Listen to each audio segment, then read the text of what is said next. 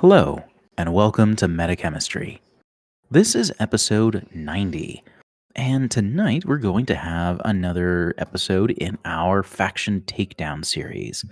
Basically, this is where we take a look at a faction or sectorial and take a look kind of from the inside out and see how you can combat this sectorial. So, you can kind of reverse engineer these episodes if you play these factions and find some useful things there, perhaps, but it's primarily geared towards people who play against these factions to kind of have some extra tools to deal with them.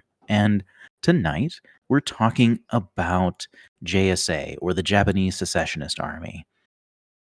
And so we'll go over some of their tools and what they can bring to bear, and some tips, tricks, and strategies, and maybe types of units and tools that can help you deal with that. But before we dive in, we'd like to thank our sponsor, Mo Games. Mythic's Online Emporium is an online supplier of Infinity that you can find at mo-games.com. And as part of their sponsorship of Metachemistry, anyone who is one of our paid patrons gets a 10% discount code to Mo Games' store. And anyone who is a member of our Discord, whether you're a patron or otherwise, you get entered into a raffle each month for a $40 coupon code that you can use there. And so if you're interested in that, feel free to jump on our Discord server and get entered there. Because what's better than games? Mo Games. And tonight we're at a bit of a skeleton crew. We've got Ian and myself talking about JSA. And so, how has your hobby / gaming time been over the last little bit since we last recorded? Let's see. We did a local tournament. Just tried out a new gaming shop, and that was kind of interesting. And then outside of that, we've been kind of doing a little bit of other stuff, starting up hopefully a BattleTech campaign with a couple of the locals, and just messing around with some different stuff here and there while we're gearing up for Salt Lake Showdown. Looks like we just got our Airbnb for the Colorado crew booked up today, so that'll be all good and yay. Exciting. Yeah. And for me, mostly it's just been kind of regular game night stuff. I've really been slacking on getting some things painted. Part of it is because I've been floating around a bit. But recently I've been playing a couple games with Torchlight Brigade, and I've put all my other O12 stuff in my bag so I can kind of switch around between them and Starmada and Vanilla. And that's been pretty interesting. It's fun to play Torchlight because they feel pretty different. Like there are a lot of easy comparisons to Invincible Army, but there's some very notable differences there that I'm sure we'll talk about at another time. But they've been pretty fun. I overall like them a fair bit. But yeah, as far as tonight's topic, though, we have the Japanese Secessionist Army. And JSA is one of those factions that really draws the eye and I think brings a fair number of players to Infinity. I think it's a pretty easy jump seeing, cyber space samurai and, cool ninjas and things like that, and wanting to jump in on those. And so they're just very striking. And so they, catch a lot of new players that way, and they're really interesting. But they're not necessarily super straightforward to play. But they have a lot of really interesting and powerful tools. But yeah, I'm sure that most groups, if you identify a JSA player, I feel like a lot of them started for those miniatures, and that's how they got into Infinity. Which I don't blame them. There's some pretty cool stuff. But as far as JSA goes, what are kind of some of the first things that come to mind as far as things that JSA is good at that you would want to watch out for when you're exchanging list or you're exchanging factions before setting up on a table? Someone says they're playing JSA. What sorts of things are you worried about? Heavy infantry pain trains and hidden deployment specialists. Also, hidden deployment infiltrated assassins. Right? It's the main things.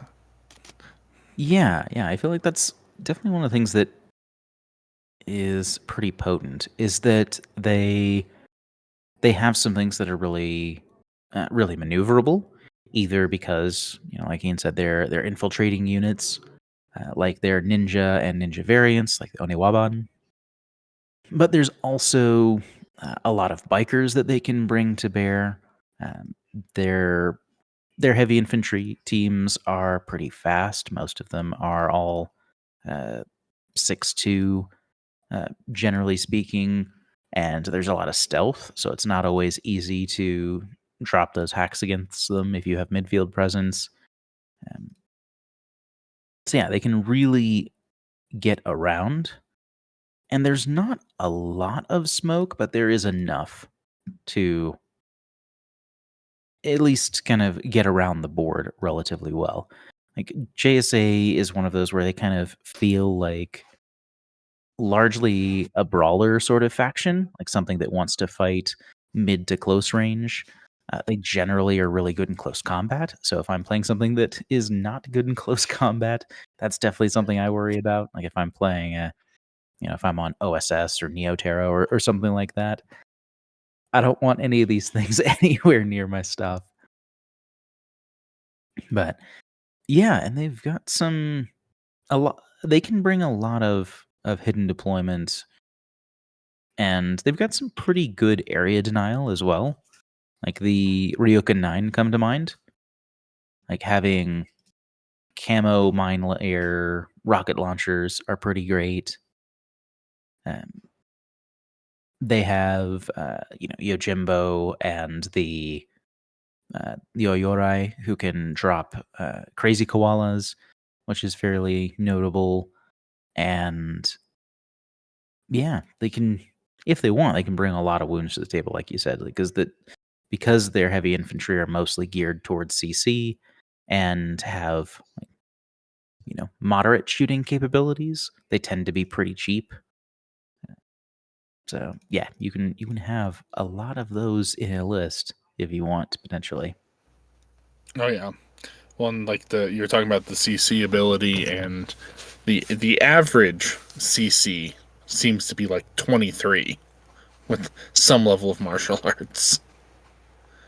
Yeah, as far as anything that you're likely to see like want to get into melee, yeah, like they're all over 20 with martial arts, pretty much like martial arts 2 or 3 Mm-hmm. on, yeah, basically everything, which is pretty good. And some Even pretty the nasty weapons. tag, Even the tag, yes. 23 with Martial martial arts too. Yep. Yeah, and a tag hitting you with an explosive close combat weapon is a bad time. Yeah, That's fifth 17. martial arts 2 puts you on what, 18s? Yep. So, yeah, And it that's also has stealth. and the tag has stealth. I think that is the Oyorai the only tag with stealth still in the game? It might be. Because I'm thinking the other ones most likely to have it would be like the Sphinx I or think the the Cutter. Sphinx still has it. Cutter does not. But I think the Oh, it Sphinx still doesn't. has. Sphinx doesn't? Nope, Sphinx does not have stealth. That So that's is kind of interesting. fantastic. It seems like it would, but yeah, I think the Oyorai might be the only stealth tag in the game, which is pretty cool. Like being able to walk past repeater nets unless your opponent happens to have a sixth sense hacker is pretty potent. But yeah, I think that having, a lot of incidentally powerful close combat units, you can stack a fair number of wounds. They have really cheap line troops to power up your lists with orders. A lot of infiltrating units that can be specialists, enough smoke to, kind of get the job done, a lot of mobility. Uh, like those are the kinds of things that stand out to me in JSA. But what about general weaknesses? What sorts of things do you're in that situation? You're like, okay, well, at least I don't have to worry about X. What's the sorts of stuff are they not so good at? Honestly, outside of a handful of units, they're not super gunfighty. Like most of their stuff taps out at about BS 12. They have a handful of things that are like 13. They that's not where their strength lies. That's if you're getting pure teams, you can boost that up a little bit. But like their basic guys for the in the Kesotsu are BS 10.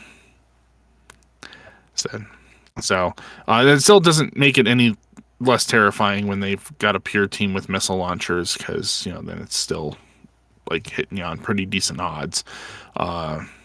But outside of that, it's like the Karakuri and the Tonko 13s. The Daiyokai's a 13, and the Tag is a 14. And I think everything else is 12 or less. Yeah, generally a pretty average to low ballistic skill, and I feel like they don't have a ton of weapons that reach well past 24 inches. Like there Yeah. are a few, like again Yeah. the Tag. So having a Yorai Kasotsu missile launchers, or a Kasotsu HMG, I suppose. Yeah. But yeah, otherwise, besides missile launchers and like an HMG here and there, Which the HMGs that's are pretty restricted to the Tag and the Keisotsu. yeah, and the TR Yeah. bot, I guess. Yeah, and you got the heavy The rocket launcher for the Ryuken. Ryuken. Yeah, They just don't have a whole lot. I think are they lacking sniper rifles entirely? I think they I don't don't have know. any sniper rifles. Oh, me? Does the The Ninja still Ninja, have one? yeah, the Ninja has a multi-sniper Ninja still has option multi-sniper. on PS11. Yeah, but like I think that may be it, to be honest. Yeah, like not Yeah, that's much. the only multi-sniper is on the Ninja.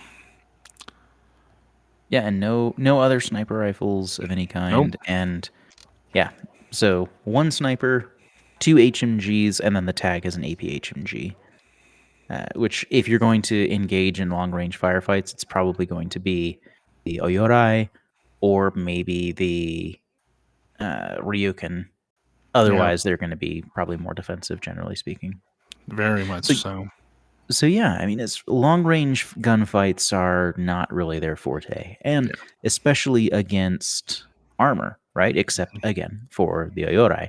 Well, and So the Tonko, Tonko have access to the missile launcher, ballistic skill 13 on a that's fair. armor 3 2 wound platform that can link. I think they might are restricted to a Harris with the Tonkos though. Oh no, You can core them. Yeah. you can core them. They just don't get pure bonuses. Right. So they'll be as much as BS14, Yeah. which is If you want respectable. pure bonus, it'll be a Harris, but if you can do a core with Damaru, but they don't get the coherency bonus on that. Yeah. So all of that to say that generally they're more mid-range gunners, and their ballistic skill tends to not be all that great. Yeah. They also don't have airborne deployment. So, like deploying mid game, it's pretty much just comes down to their ninja like units and their hidden. So, that sort of hidden deployment unit is kind of what they get. Um, Yeah, no, yeah, you're correct. No airborne deployment. and their hacking is pretty limited. Like, they don't really have much to spread repeaters, and their hackers generally, like, they don't really have much that you would use. Like you're looking at the line trooper Kasotsu and the arigato and the ninja. Yep. And the Kasatsu is only whip 12, so it can do it, but it's got to get there because they don't have a lot of repeaters. Ninja is whip 13, and it's probably starting there in hidden deployment. That's your best option usually. And the Arigato can definitely get there because it's an 8.6 motorcycle. It's one of the fastest things in the game. Also whip 13, so that one, with mimetism and uh, armor 2, it's got some options to get there. Yeah, all you have for repeaters is basically the, you know, generic remotes that happen to have onboard repeaters, and the Ludwon who has deployable repeaters, Yeah. and that's it. So they don't have many options. The options they do have are pretty middling for the most part, or in the case of Kasatsu, kind of poor. And they don't really have the coverage to use it anyway. So they don't really have the quality or quantity or coverage to be really prominent in InfoWar. Like you can try and force it, but it's definitely something that they are not going to be particularly suited for. Which means that, heavy troops can be kind of a struggle for them. Mm-hmm. Unless they can get into CC. Then it gets much easier. Most tags do not like getting punched by most of JSA. Yeah. But yeah, so we've kind of mentioned some overall things as far as that goes. But in terms of things that are more granular, things that, what are specific units you're likely to see, and maybe occasional kind of off the wall things that you should probably look out for. For me, I would say that I don't know. I feel like a Kasatsu core is something that you're almost always going to see in JSA lists. Like they're very, very common because they're so cheap. It's easy to use them to generate a bunch of orders. And Ian, like you were saying earlier, it's still threatening. You don't Mhm. want to run in front of an effective BS-13 missile launcher at burst 2 unless you feel very confident you can get rid of it. So it's like that's it's something you have to keep an eye out for, to be sure. Mm-hmm. But otherwise, you're looking at some form of ninja or oniwaban type unit. Like I feel like those are very, very common and are pretty potent. Like you won't know necessarily that they're there, or if you have a good idea, you won't know specifically where they're at. Kitsune can over infiltrate with a bonus still, and so is landing past the halfway point uh, up to the deployment zone on 15s, which is pretty great. And they're incredibly dangerous. So if we go back to our anti-armor discussion, an Oniwaban or Kitsune is just, they would love to see a tag across the table to go slice. So those are something, and Ryukin. I think Ryukin are also one of those units that you're going to see almost all the time. Particularly, I guess they only have 3 profiles, but the killer hacker, and the rocket launcher, I think are the most common ones because you get a relatively cheap specialist with Mm-hmm. forward deployment and MIM6, and you get a camouflage unit that's mine layer and has a rocket launcher, which is just great defense, and again, relatively cheap at 25 points. But yeah, what do you think, if you had to pick what you think some of the strongest units out of JSA are? Things that would give you some pause. What might those be? Well, the most annoying unit to face, probably one of the most annoying units in the game to face, is the Karakuri. Because they are way better than they should be for no good reason. If you're not aware, Karakuri is a heavy infantry. Thematically, it is a robot, and they are just dumb. the biggest thing here is that they're Armor 3 BTS 6 with 3 structure and total immunity and remote presence. So you have to do 5 wounds to Wounds. it. Mm-hmm. Yeah, you have to cause 5 points of damage to this thing to take it off the table, and it's getting its full stat every time, whatever you're hitting it with. They are just awful to deal with. Now, thankfully, they're not like super long range, so you do gotta kind of you can try to outrange them and at least get your bonuses and stuff so that you're at less risk. But yeah, they're not fun. Every one of them is a forward observer, which is fine. But weapon wise, every single one of them has a flash pulse and a Panzerfaust. So, And a chain rifle. Yeah. Oh, yeah, and a chain rifle. So you don't want to get close to them either. They have a little bit of the longer range with the Panzerfaust. And then outside of that, there's a combi rifle, a heavy shotgun, a multi-rifle, and a Mark 12. So they get much more in that mid-range, shorter to mid-range band. But they are just real not fun to deal with. You're kind of looking at try to outrange them, way to fire, things like that. CB, please give them vulnerability to EM. At least it makes sense thematically, and it's not super common ammo type, but it gives a little bit of a shot to these things not being so ridiculous. You can fire team them. That's always a lot of fun. Yeah, the JSA dire foe Yoriko Oda is a wild card engineer who can join with him, which is pretty potent. But yeah, I think Karakuri are definitely really good. I feel like usually you're going to see them in a Harris if you're going to see them. I don't think they're like wildly overpowered or anything like that, but I do think that they are certainly quite durable. Yeah. They can take a lot more hits than it feels like they should. And they're not ridiculously expensive. Like they're all, 40 to 45. Yeah, they're 40 to 45 points. They all are specialists with guns that cover a pretty decent set of range bands overall. Again, not past the 24-inch unless except for the disposable Panzerfaust, which is notable. But yeah, it does feel weird that they don't have EM vulnerability being robots, but Yeah. Well, and here's another fun one. The things are only Fizz 10, so they're not dodging so hot. But for some reason, the Gizmo kit fixes them on 12s.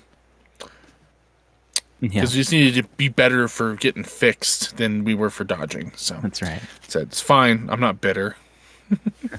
Yeah, the only thing that I don't specifically like about them, well, I mean, I do wish they had EM vulnerability. Not that like they need to be nerfed necessarily, but I'd like to see just on a design level, I'd like to see them have EM vulnerability. Well, and I'd like them to go back to 2 structure and no wound incapacitation. Yeah. Because it just doesn't feel right for non-tags to be 3 structure to me. Yeah.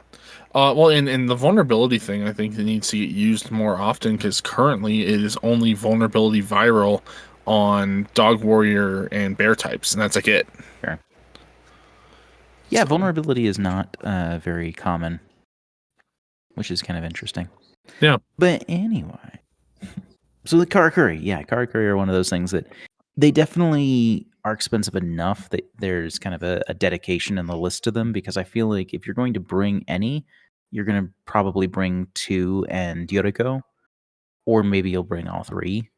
Yeah. But probably 2 and Yoriko is what makes what I would expect. Yeah. Though there are some other options. You can mix things around in the JSA labeled fire team. And so you can give them like Domaru or Shikami or things like that, which are kind of interesting. Yeah, outside of those, something I feel like I see fairly often is the Domaru fire team. And this, take your pick of whether it's going to be a Harris or a Core, but it's just a bunch of heavy infantry guys that they move quick because they're all 6'2" move. So they like to just push on up, and they are actually super terrifying for CC because they're CC 24 with martial arts level 3 and berserk plus 3. Yep. So they can really get in on you. And they're Especially all at CC rocking 30. either AP or EM close combat weapons. So in general, unless you're running the cheapest one, like EM close combat weapons are just on everything. So they Yep. can do a lot of damage. But so they can move up, they can do that. It's also terrifying because they all have berserk plus 3. So you can So the actually whole team can declare do that it. as a fire team action and have them go in and get the support attacks. So it is a thing. They also have stealth, frenzy, which will be a downside if they're not linked. They get CC attack shock, so that's kind of gross. And then outside of that, armor 3, BTS 3, 2 wounds, kind of normal stuff there. Fizz 14, heavy infantry. Uh, Mm. but they have ballistic skill attack plus 1 damage, which is great. Uh, nice damage 14 chain rifles and EM grenades and stuff. So that's tons of fun.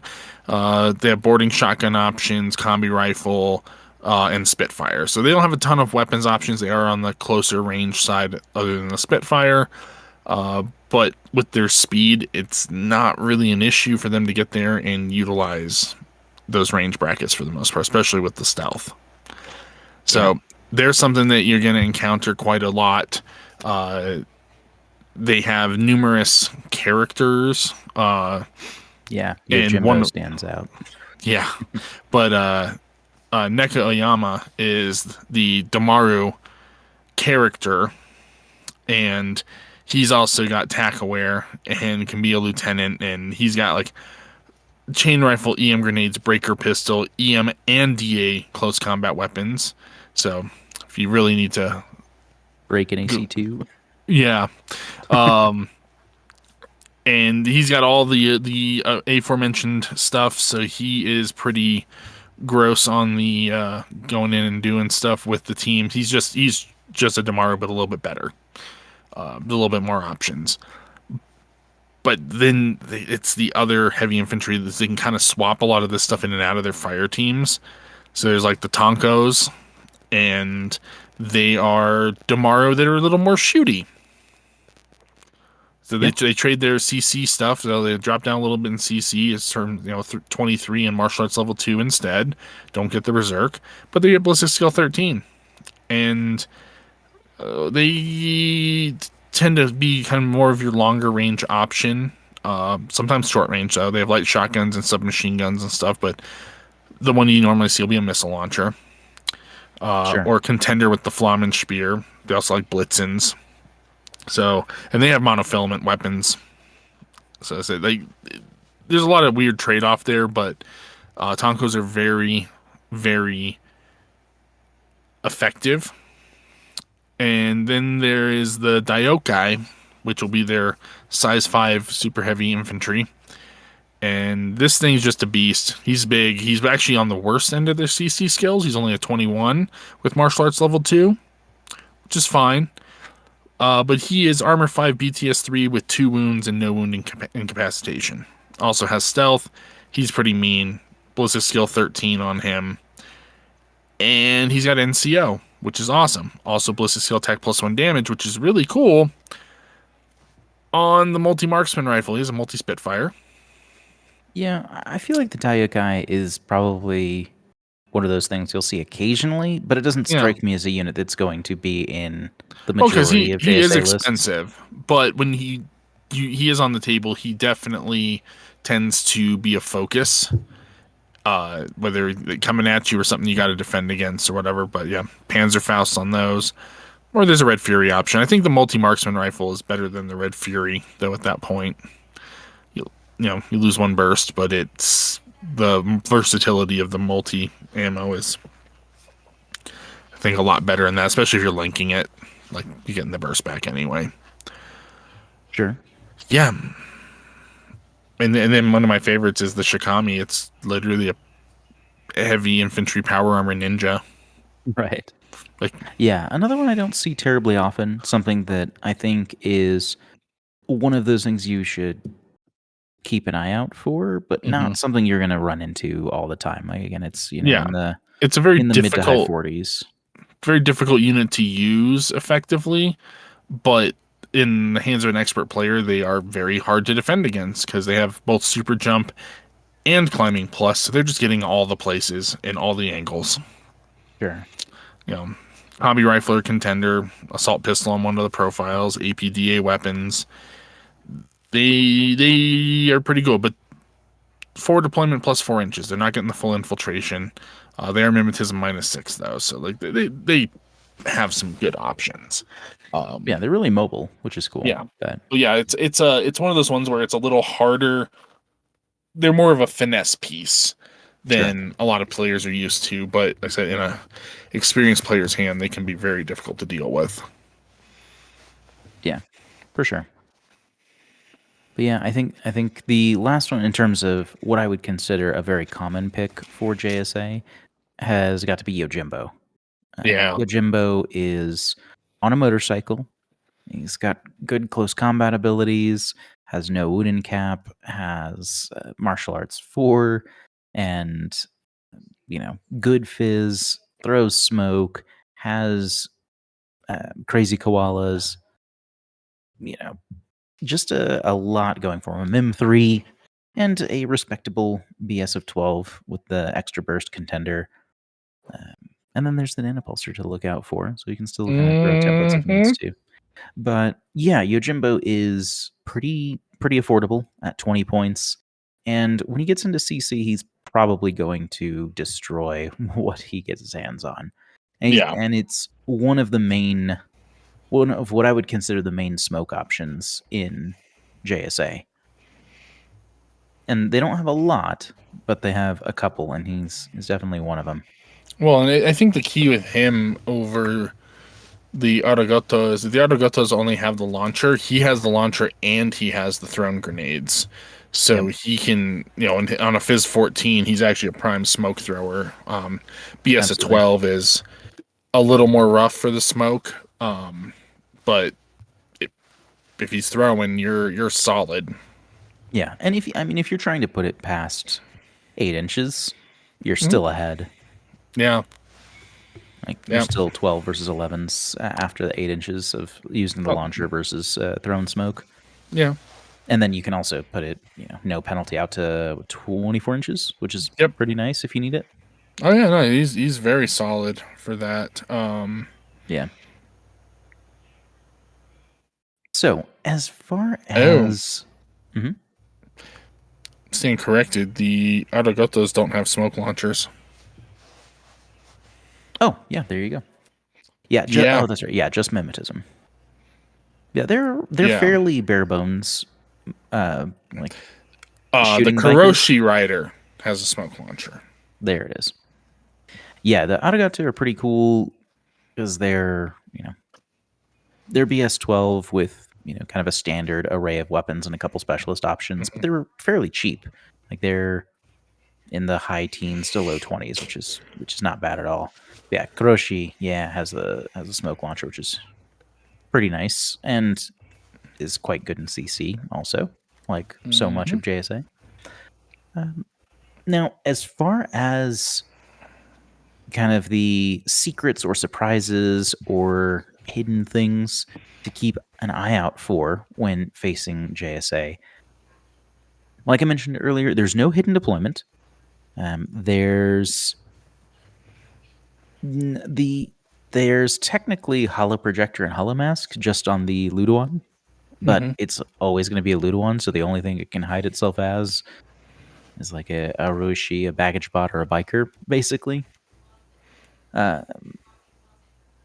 And otherwise, like all of the sneaky stuff in JSA, all of the off board or other uh, obfuscation tech they have in that regard are going to be hidden deployment troops, Hmm.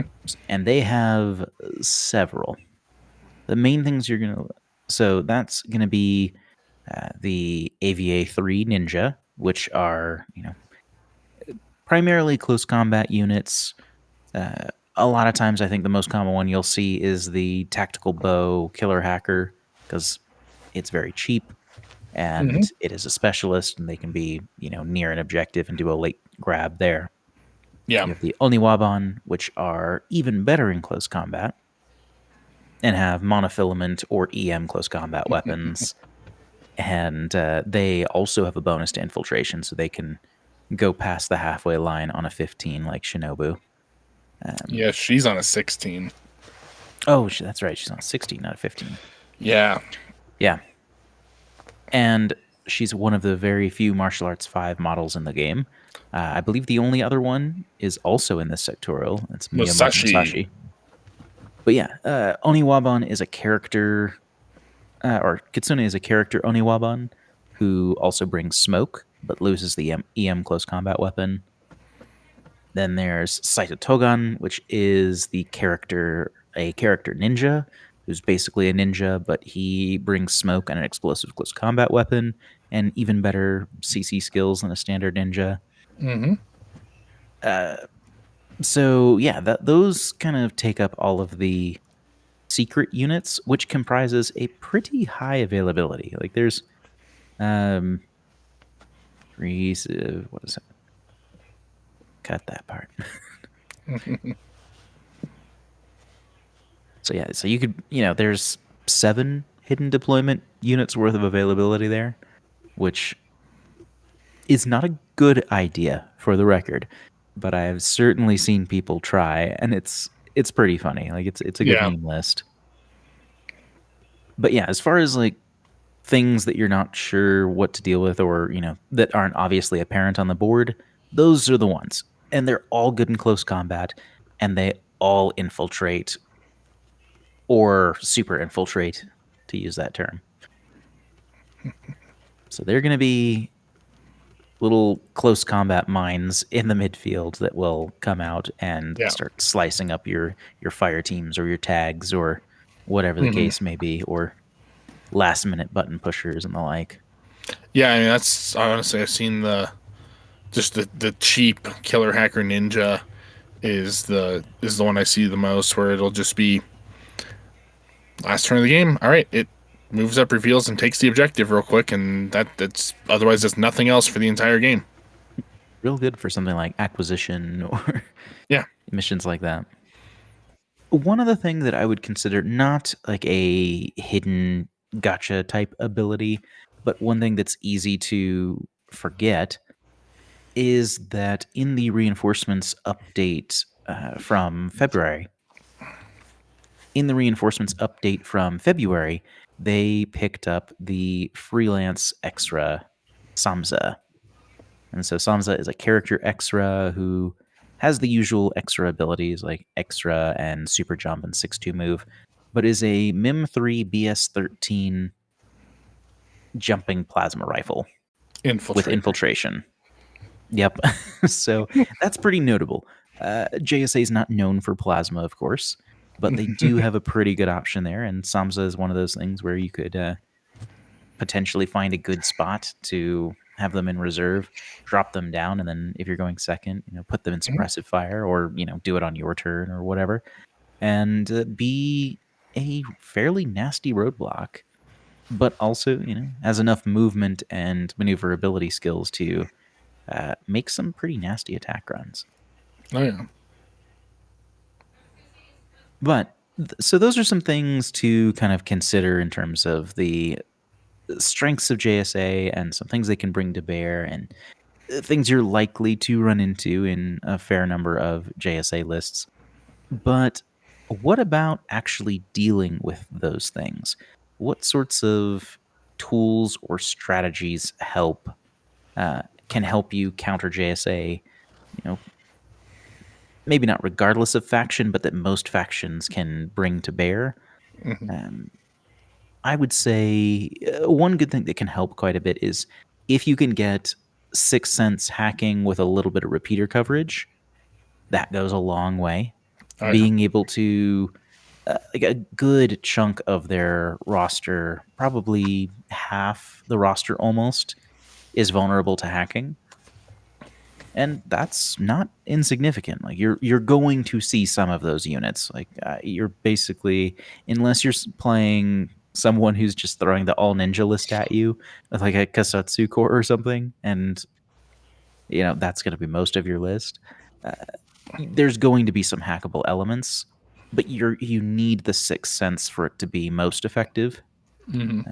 or you need enough eyes to force them to not just move. Yeah. So that you can, take those shots and force them to break stealth or something like that. But I would say Sixth Sense hacking with some repeater coverage, that's something you can bring to bear in a decent number of factions that can help. So that can go a long way to kind of stymie that advance because they want to get close, ideally. What about you, Ian? What are some other things that you can think of as far as like general tools or strategies? Some level of MSV, because they Mm-hmm. have a significant amount of the things they can take have mimetism -6. So even if you only have MSV 1, it just helps even the odds that much in face to face, because it's not entirely that much fun to just deal with that much mimetism -6. Like, the only thing I think that really beats him on it is going to be steel phalanx. Sure. Yeah, and I mean even Mem 3, there's a pretty reasonable amount Yeah. of Mimetism 3. So yeah, just overall, there's quite a bit. I would say probably a little over a third of the faction has Mimetism, Hmm. which is which is notable. Like you said, it's not quite to Myrmidon heavy steel phalanx lists, of course, but it can be a lot. Yeah. And on that note, sensor is Yeah. incredibly helpful. If you bring either some incidental sensor, if you have some units um, like the Deva sensor or the Rendak or something like that. But of course, anyone can, not true, almost anyone can bring the Ford Observer sensor bot. Mhm. And those can go a long way, especially since it's likely that you'll see at least some hidden deployed units. Probably not very many. You probably only one or two in the majority of lists, Mhm. but it could be a fair amount more in some cases. So having some sensor, especially to ping around objectives, if you need to hit a console or stand on an objective at the end of the game, being able to counteract that is incredibly helpful. Yeah. Outside of that, the sensor bot can be super helpful if you're going first, yet your opponent made some secret infiltration roll and you don't know what it is. Because it means it's an Oniwaban or it's Kitsune, and they're near whatever the thing you don't want them to be near. And having a sensor bot, I mean, it may feel like wasting an order here or there, but having a sensor bot, it can reveal a significant portion of the table. Yeah. But Yeah. Full zone just of control pings a lot. yeah, but bam, maybe you just reveal it and you're good, and then you can deal with it instead of it detaching from wherever it's at and coming after you in its turn and taking out your lieutenant or your missile bot or your insert Tag or yeah tag insert whatever key piece that you were going to be relying on for the game. yeah, absolutely. Like that can go a long way. And a lot of times, people are more comfortable to push those sorts of units and leave them in hidden deployment because typically that's a very safe state to be in. But sensor is the tool for that. I would also say that like cheap warbands that have templates are really helpful, Yeah. um, particularly against like the ninja like units because they're all low armor, one wound. Hmm. All of them. I don't think any of them have like dogged or no wound cap or anything along those lines. No. Yeah, it doesn't look like it. But they're all relatively fragile if you can deal with the mimetism, which of course, a chain rifle or a flamethrower will easily do that. Mm-hmm. Well, and also the fact that most of the war bands are fairly decent in CC, at least enough to make even that kind of a riskier proposition for one of the CC specialists. It's still probably going to swing their way, but there's a better than even chance that the warband might put them down. Yeah, I mean, especially if you're looking at Natural Born Warrior in general is really good because JSA, as we've mentioned before, has a lot of CC prowess. It is purely from martial arts. Yeah. So having Natural Born Warrior can be very powerful and take a significant chunk of that CC ability off of them. I mean, they're still going to have high CC scores. In fact, generally speaking, I am pretty sure JSA is one of the highest average CC sectorals in the entire game. I think they are the highest, actually. Probably, yeah. I'm not going to do the math, but if I had to guess, including again 2 of the only martial arts 5 models in the game and they're both CC 25, which is the highest CC level in the game as a base stat, and a lot of 23, 24, things like that. So yeah, so they're still going to have high CC skills, but it does not feel good to try and trade, if you have an Oniwaban or Saito Togan or Kitsune going into something like a Zellenkrieger. That's a bad time for the ninja. You might still win, but it's not much more than a coin toss at that point, which feels bad with a 8 or 9 point model going into a roughly 40 point or so model. So if you happen to have kind of a more set of rough and tumble units that have Natural Born Warrior, that can certainly help as well. Since they're, like I said, can help you secure objectives and kind of keep some of those specialists off of you. Like Ian said, with MSV, having long range MSV helps because they don't have access to white noise or eclipse. So taking smoke away from them as a tool to advance when they generally have kind of mediocre long range guns for the most part. There are some that are pretty decent. Like again, the Oyora is pretty good, and not a lot of things really want to get shot at by a BS-14 tag when they're in arrow. That's AP. Yeah, and it happens to be AP as well, which is notable. But yes, there's a little bit, but you'll know that before deployment's over. So yeah, long range MSV can certainly go a long way to keep them back a little bit and make it harder for them to advance out of deployment zone. If you can get some midfield hacking coverage with Sixth Sense to back it up, that kind of combination of things can really put some pressure on a JSA player who's trying to advance on you. Mm-hmm. So yeah, so those are definitely some things that can help deal with the local JSA player you might be running into. Mm-hmm. And yeah, one other thing that I have found to be quite helpful is area denial, some mines and things like that, because hidden deployment things don't like those when they reveal themselves out of hidden deployment.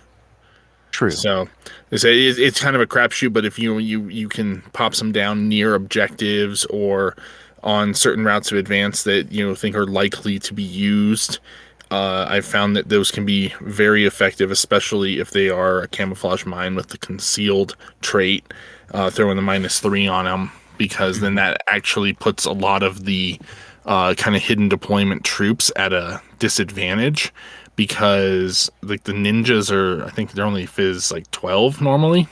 Yep. Yeah, so they're all of those ninja-like units are basically at a 10 or less. Yeah. So, in a 50-50 to eat a mine and usually get put down if you get hit, like, is not bad odds, to be honest. Yeah. So it's no by no means a guarantee, but it does definitely make things a little more even, if you've got stuff. Now, going Hmm. out of your way for it, not necessarily the greatest, but if you have Mind Layer or Opportunity when you don't have a more pressing thing to do, I've found that can be a very useful thing to have. Yeah, for sure. Especially if you see more of the kind of ninja-esque units. Against the heavy infantry teams advancing, it's Yeah, not still great. of some benefit, but not nearly as much because, one, they have higher fizz, two, they have higher armor, and then they also are all multi-wound. So those guys aren't bothered as much, but it is a nice extra layer of defense to have, Or and I just think that play is Aleph and valuable. put mono mines down in front of those. There you go. Yeah. So yeah, so I think with that we're just about ready to move to some kind of final thoughts for playing against JSA. But before we actually conclude, I want to give a shout out to all of our patrons. If you are interested and willing to financially support the show, you can find us at patreon.com/metachemistry. And for those of you that already do, I just want to say thank you so much for supporting the show. We greatly appreciate it, and those funds all go back into the show to cover costs and equipment and things like that. Doesn't pay. We don't pay ourselves out of that or anything along those lines. As a reward or a show of thanks for that, we do have some benefits for you as well, where you can get access to some special channels on the Discord. The Discord is otherwise free. You can get access to episodes early, um, last round of voting on polls, and discount code to Mo Games, things like that. So, yeah, if that sounds like something that would interest you, feel free to check that out. And for our Discord is, of course, in our show notes. If you want to join the conversation with us, you want to come say hi, to give us feedback on the episode, or show us what your latest painting project is, or things like that, we'd love to have you. That's a great place for Infinity Talk. And as I mentioned at the top, if you are on our Discord, you're entered into a raffle for Mo Games coupons. So that's always fun too. But yeah, with that said, Ian, final thoughts on how to combat JSA. What are some last minute things that you want to add into the conversation there? Yeah, I think that, like, JSA is it's a very unique faction for Infinity. It's one of the most visually distinctive factions. I think you end up with a lot of players that gravitate towards them at least at some point in their Infinity career, whether that's like the thing that brings them in because cool power armored space samurai are just awesome, or later on when they are like looking for a little bit of a different challenge kind of thing. That said, like, they're not necessarily a brute force list. They're more finesse, and I say that they can do the brute force thing, but it in player skill terms, they tend to be more of a finesse faction where you need to really kind of know what you're doing because they have some pretty glaring weaknesses as far as not having things like airborne deployment. There's just a lot of stuff. Longer range weapons. There's a lot of stuff that they don't do particularly great, and that's where you need to kind of engage with them in the areas that they don't do great at. So longer range stuff, out shooting them, stacking bonuses. They themselves don't have a ton of MSV. That's the Kempetai. And the Roshi and Luduan. Yeah, I said it's very limited Yeah. in the a level of MSV that they can take. So if you combine range with mimetism on your end, you can stack the odds in your favor. So they're a fantastic faction, and in the hands of an experienced player, they are absolutely devastating. But they do have some pretty hefty weaknesses that have to be overcome to be successful with. So that's stuff that can be exploited. Absolutely. Yeah, I would agree. The main things that I feel like I would keep in mind when playing against JSA is to, where possible, keep them at arm's length. Try and, set down long range AROs, ideally with mimetism if you can, to kind of keep back that smoke. And those fast units that are relying on MSV, like Arigatos and the Karoshi and Yojimbo and things like that. Um, and other things that kind of like gum them up either, in their DZ or in their half of the table where they're going to be a lot less dangerous. Like they can still fire out past that, but not necessarily as well as many other factions. And so keeping them away from you is ideal if you can. That's often easier said than done. But if you can swing that, that will certainly tip things in your favor.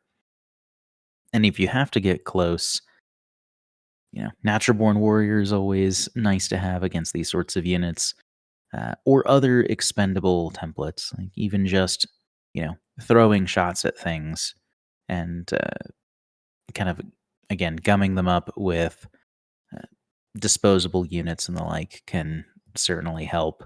Because a lot of the more threatening units tend to be semi-elite, not always expensive, but semi-elite units, and that can kind of help with that. Um, and you can also pick on those Kasotsu cores to get, a handful of orders off. Like if you get something close, Kasotsu don't have any any direct template weapons or the like, and they have generally poor stats. So a lot of times you can kind of pick on those to try and get some orders off that list. Their advantage is that they have courage. True, they are If courageous. they survive, they might stand there and get shot again. They have to be courageous with that stat line.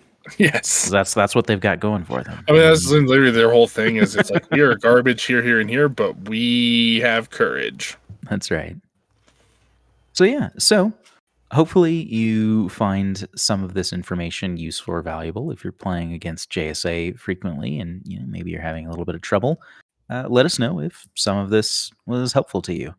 And if you play JSA fairly frequently and have some success, and let us know if you agree. Do you think that some of these tools are helpful, or if these tactics are useful, or maybe you have some of your own tips and tricks that you'd like to share? And we'd love to hear it. So you can feel free to reach out to us on the Discord and let us know your thoughts. But with that, I've been Devin. And Ian. And that's the meta.